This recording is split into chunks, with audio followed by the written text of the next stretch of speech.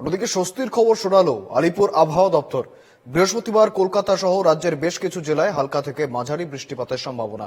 তবে আরও কিছুদিন অস্বস্তিকর গরম দক্ষিণবঙ্গের জেলাগুলিতে। তাপপ্রবাহ না হলেও তাপপ্রবাহের মতো পরিস্থিতি তৈরি হতে পারে, যদিও উত্তরবঙ্গে ভারী বৃষ্টির সম্ভাবনা।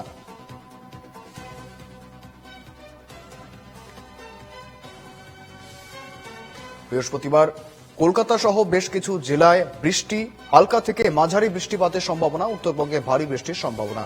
আমরা যাব সরাসরি, আমাদের সঙ্গে রয়েছেন প্রতিনিধি ইন্দ্রনীল ঘোষ। ইন্দ্রনীল, কি জানাচ্ছে হাওয়া অফিস?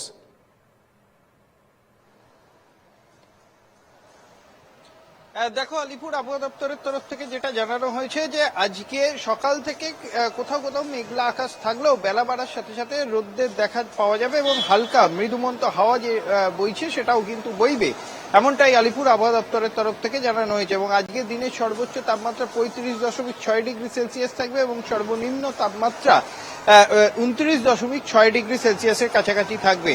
যদিও ইতিমধ্যেই আন্দামান নিকোবর দ্বীপপুঞ্জে বর্ষার যে প্রবেশ সেটা ঘটেছে, যদিও মূল ভূখণ্ডে এখনো পর্যন্ত বর্ষার প্রবেশ ঘটেনি।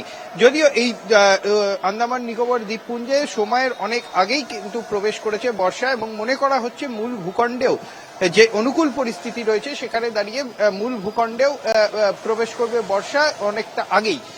যদিও এই যে অস্বস্তি সূচক, সেই অস্বস্তি সূচক আজকে সন্ধ্যের বিকেল অথবা সন্ধ্যের দিক থেকে কলকাতা সহ রাজ্যের বেশ কয়েকটি জেলায় বৃষ্টিপাতের সম্ভাবনা রয়েছে এবং তার সাথে ঝোড়ো হওয়ার সম্ভাবনা, এমনটাই হাওয়া অফিসের তরফ থেকে জানানো হয়েছে। এবং উত্তরবঙ্গের ক্ষেত্রেও কিন্তু বৃষ্টিপাতের সম্ভাবনা রয়েছে, কোথাও কোথাও ভারী বৃষ্টির সম্ভাবনা রয়েছে। এছাড়াও হালকা থেকে মাঝারি বৃষ্টিপাত হবে, এমনটাই কিন্তু আলিপুর আবহাওয়া দপ্তরের তরফ থেকে জানানো হয়েছে।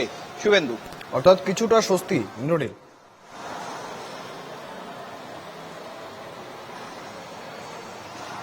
একদমই।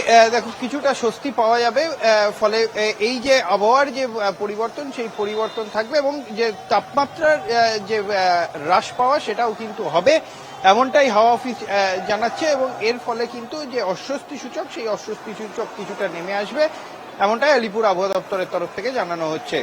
শুভেন্দু, বেশ, ধন্যবাদ ইন্দ্রনীল।